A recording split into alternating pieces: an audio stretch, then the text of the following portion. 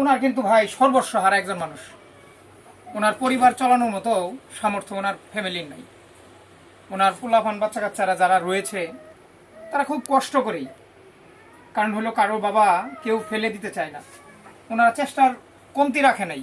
প্রিয় বন্ধুরা, এই ভাই একেবারে মৃত্যু পথযাত্রী। এখন তার যে আসলে খাবার হচ্ছে গ্লুকোজ এবং স্যালাইন, সেটাও কিনে যে খাবে সেই টাকাটাও তার কাছে নেই। কারণ আমরা একটা তথ্য, যেটি হচ্ছে আমাদের নজরুল ভাই আমাদেরকে তথ্য দিল যে এরকম একটা রুগী এইখানে অবস্থান করতেছে।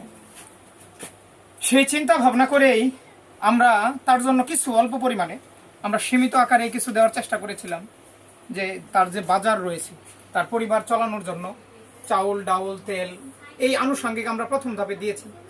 আমরা ওনার জন্য সামনে আরও কিছু করতে চাই।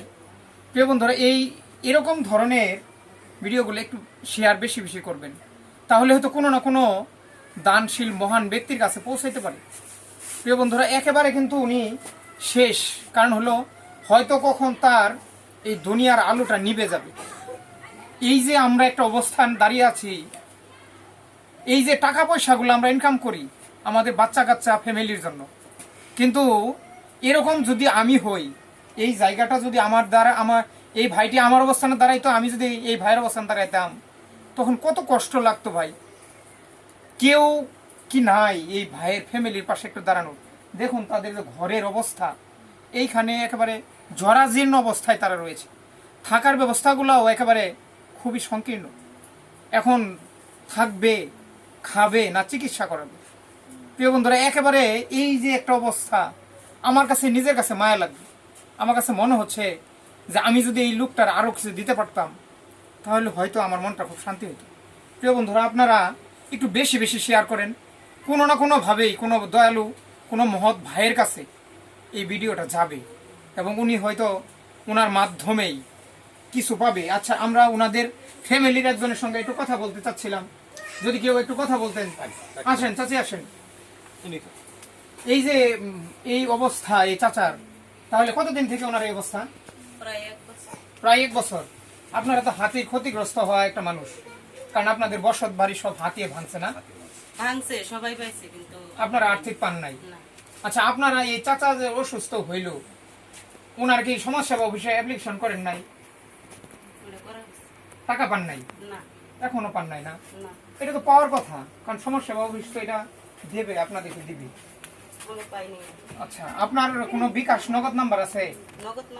আচ্ছা, একটা নগদ নাম্বার, যদি নাম্বারটা বললেন তাহলে হয়তো কেউ না কেউ সাহায্য সহযোগিতা হাত বাড়াবে ইনশাআল্লাহ। 01933 48 75 69।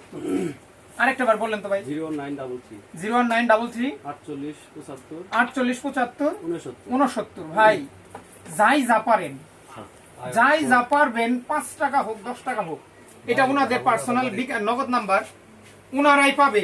এটা আমাদের কোনো নম্বর না, আমরা চাইও না ভাই। আমাদের চাওয়া একটাই, এই যে এরকম অসহায় একটা মানুষ, যিনি পরপারে যাত্রী হয়ে গেছে, এখন তার যাওয়ার মুহূর্ত চলে আসছে ভাই। এই যে আমি যে আছি, আমিও কিন্তু টিকবো না ভাই, কখন আমার হায়াত শেষ হয়ে যাবে। তারপরেও ওনারটা যেমন ব্যতিক্রম, কারণ উনি একবার অসুস্থ, ওনাকে ডাক্তারখানা থেকে বলে দিছে যে উনি যা খেতে চায় তাই তাকে খাওয়ানো হোক। তাইলে এই যে একটা অবস্থা ভাই, বেশি বেশি একটু শেয়ার করেন প্লিজ, একটু দয়া করেন এবং তাদেরকে কিছু সহযোগিতা করেন। আমরা সামনে আরো আসবো, হয়তো 1-2 দিন পরে আমরা তাকে আবার খোঁজ নিব এবং তার সহযোগিতা করবো ইনশাল্লাহ। পাশে আপনাদেরকেও চাই যাতে এই রকম মানুষগুলা সহযোগিতা পায় ইনশাল্লাহ। এই বলে আমার কথা শেষ করছি। আসসালামু আলাইকুম।